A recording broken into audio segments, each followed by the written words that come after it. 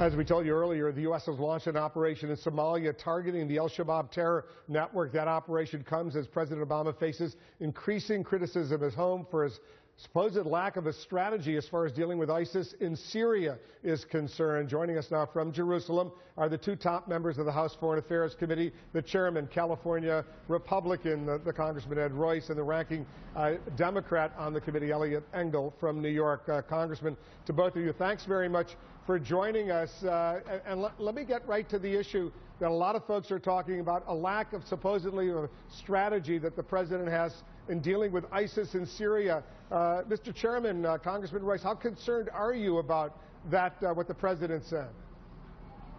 We're concerned. I'm not the only one concerned. I can share with you that many countries in this region are very concerned about the brutality of ISIS, and they feel there needs to be an international coalition here. But that's going to require leadership on the part of the United States. That's going to require not only coordination, but a will to go after from the air, using air power, these targets that ISIS presents, and do it before they dig in, the way Hamas dug in. Right now they're vulnerable, but they've got momentum. So the time to stop them is now. You agree, Congressman Engel, that the president is being perhaps too cautious? Dianne Feinstein, the chair of the Senate Intelligence Committee, said maybe he's being too cautious right now in dealing with ISIS in Syria. What say you? Well, I think the president is trying to build an international coalition. Obviously, he doesn't want to repeat the mistakes where the United States does everything alone. So I think we have to look for an international coalition. But I think the president agrees that ISIS is a terrible threat. ISIS is a terrible threat to our homeland, and I think it's to Afghanistan. When the Russians were finally thrown out of Afghanistan, we just didn't fill any kind of a vacuum, and Al-Qaeda was able to have to get its act together in a no man's land, and we got September 11th.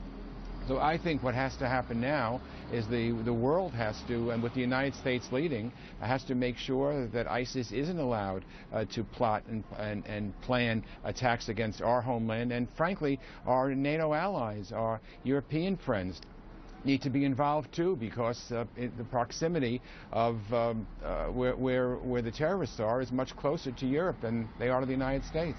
Congressman Royce, so we heard in the last 24 hours the U.S. launched Hellfire drone strikes against al-Shabaab targets in Somalia. As you know, the U.S. does similar strikes in Pakistan, in Yemen, obviously in recent weeks in Iraq. Why not launch similar kinds of strikes against ISIS targets in Syria? Precisely, because it's the same phenomenon. These are all militant organizations. In the case of ISIS, certainly the most militant, the most brutal, the most dangerous. And because this strategy has proved effective in terms of suppressing terrorists, we need to deploy it here. In addition, we've got another aspect of this problem, and that is that the training done by Chechens in ISIS are training a new generation of fighters, and we could hit that training base. We should. Look, we should have been... All right, I want to ask both of you, Congressman, please stand by for a moment. We're getting some very depressing, sad news coming into CNN right now. We can now report that the American journalist Steven Sotloff, 31-year-old freelancer, has been executed by ISIS. Let me get quick reaction from the two top members of the House Foreign Affairs Committee, the chairman, Ed Royce, and the ranking member, Eliot Engel. They're both joining us from Jerusalem. Mr. Chairman, what's your reaction? A second American now beheaded by ISIS. You know, our hearts go out to the family, to Steven's family.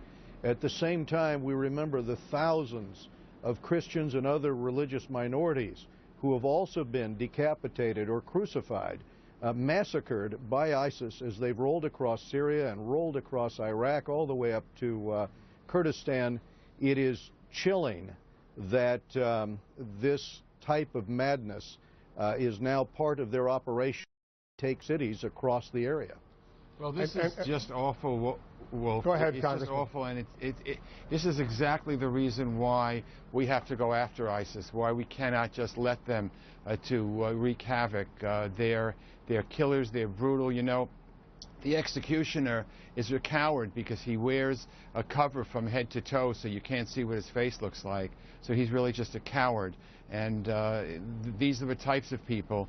It's why ISIS is a threat to the entire world and why we just simply cannot ignore them. We've got to defeat them. And very quickly to both of you, Congressman Engel, first, you want the President of the United States to authorize airstrikes against ISIS targets in Syria?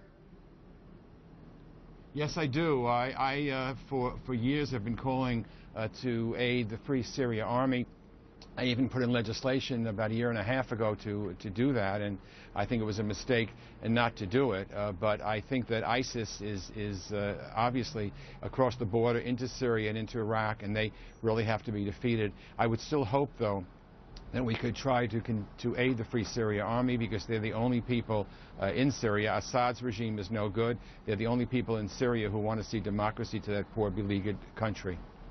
Chairman Royce, are you on the same page as Congressman Engel? I am. Target them and target the terrorist training camp where they're bringing these thousands of fighters from around the world, putting them through training over a period of weeks to teach them how to conduct terrorist activities. Those camps and the munitions should be targeted as well. The chairman and the ranking member of the House Foreign Affairs Committee, Congressman, to both of you, thanks very much for joining us.